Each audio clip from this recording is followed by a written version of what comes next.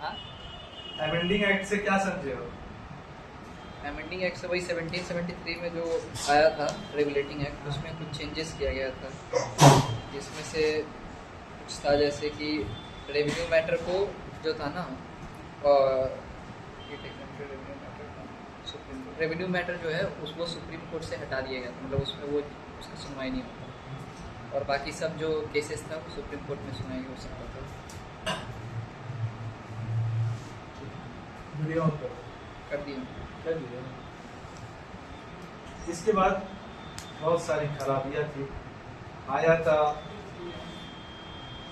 अंग्रेजी सरकार, आया था रेगुलेट करने में खुद ही अपना रेगुलेशन ठीक किया।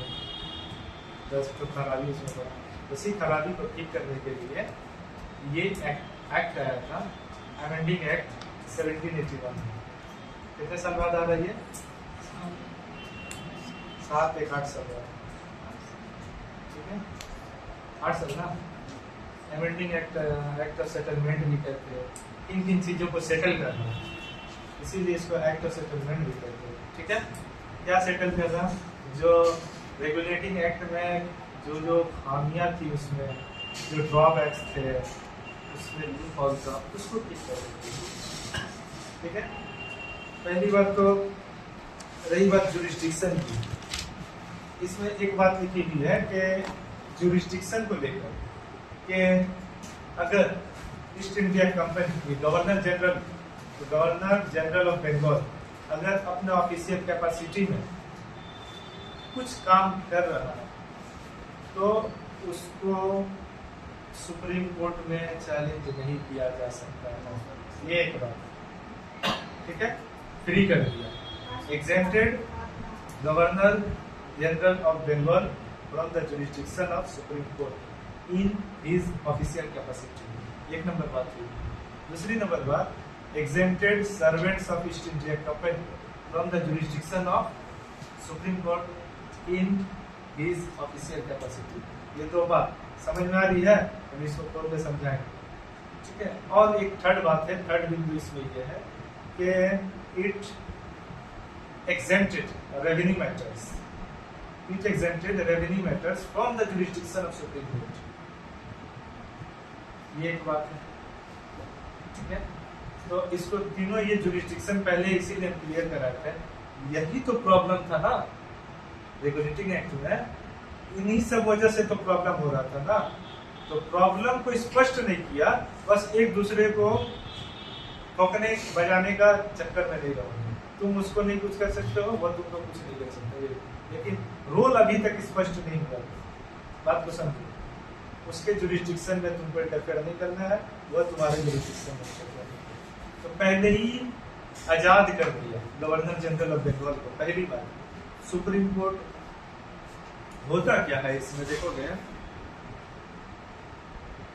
जो कर्ज लिया रहता है ना, उससे इज्जत से मांगोगे। दोस्त, जो मेरा कोई दोस्त था, कर्ज लिया होगा, इज्जत से मांगोगे नहीं मिलेगा, उंगली टेढ़ा करना पड़ता है, तभी बी से बी निकलता है। ऐसा होता है ना। तो बहुत सी जगह सख्त बनना पड़ता है, स्ट्रिक्ट होना होता है। तो ये स्ट्रिक्टनेस जो है तुमको उस टाइम में भी था। रेवेन्यू क्या है? टैक्स है, फार्मर से टैक्स है, या फिर आर्टिजन से टैक्स हो, किसी भी टैक्स हो, ये टैक्स लेना है। तो बहुत सारे जो है टैक्स नहीं दे पाते थे, तो जबरदस्ती लेना होता था हर चीज में। तो ये लेने जाते थे टैक्स।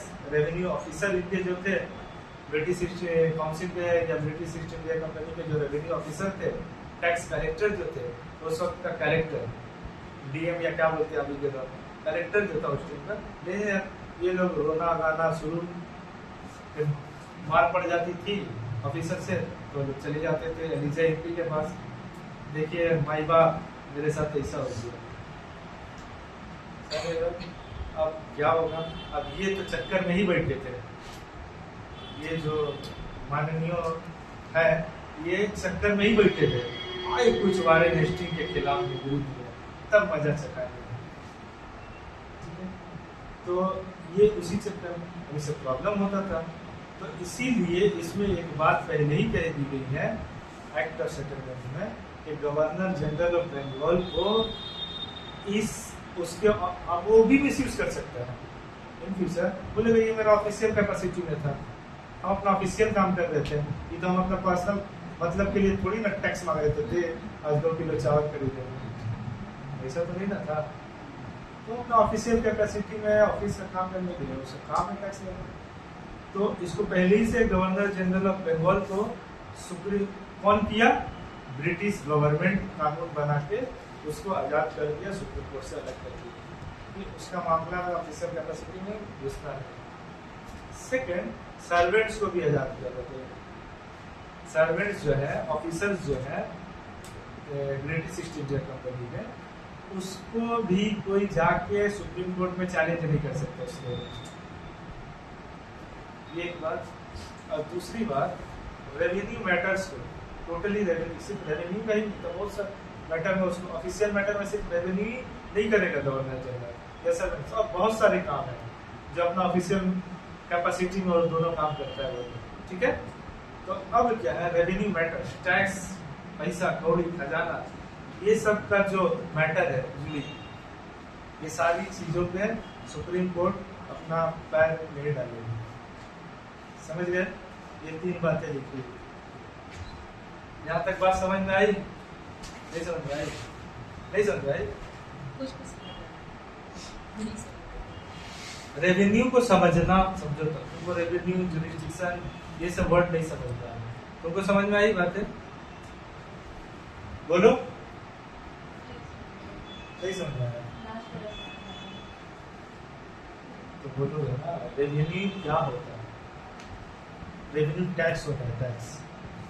आम भाषा में उसको टैक्स ही देखेंगे, वरना उसका एक अलग कन्नोटेशन है। रेवेन्यू जो है, सरकार जो क्या करती है हम लोगों से, ये अन्नपूर्णा जो है कौन देगा? सरकार देगा अपना पॉकेट से, या दीदी 1500 रुपये का अपना खरीदा, मतलब राजा रजवाड़े के घर की थी तो उनके खजाने से दिया, ये हमारे भी टैक्स था। या अन्नपूर्णा अभी मिलेगा, वो सब हमारी पब्लिक का ही टैक्स है। वो लोग अच्छे से मैनेज करके उस पैसे को जरूरतमंदों की तरफ पहुंचा रहे। समझ में आ रही है बात? ये हमारे ही है।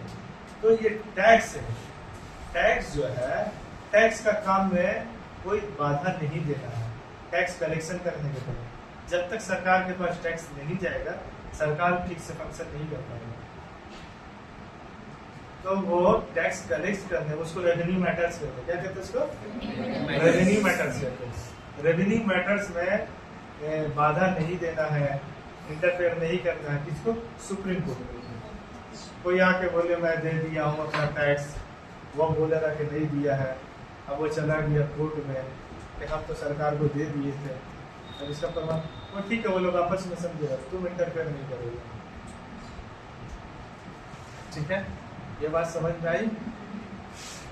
अच्छा, कुछ लिखवाए हैं, ऐसे बोलते हैं, कुछ लिखवाए नहीं है अभी तक? अच्छा तो लिखो, रिकॉर्ड करो, इसको ऑफ करो थोड़ा।